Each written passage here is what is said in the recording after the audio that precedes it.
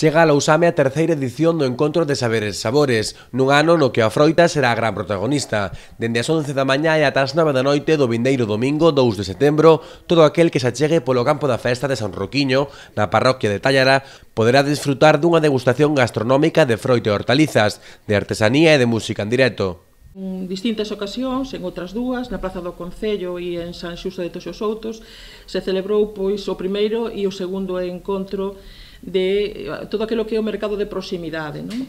Dos produtores da comarca, da propio Concello e tamén da comarca, que mostran aí pois, os produtos que eles obteñen nos cultivos familiares.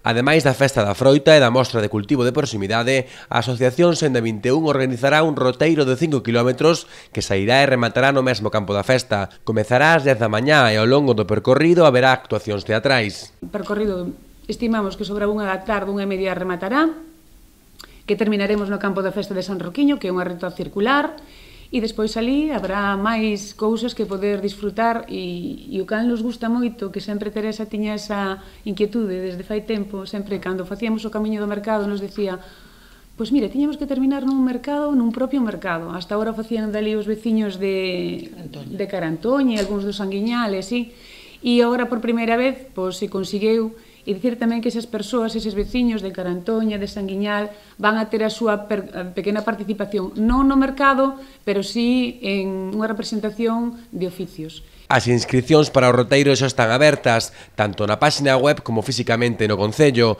Destacar tamén que ás 8 da tarde o mago afiador encargarase de entreter aos cativos e maiores.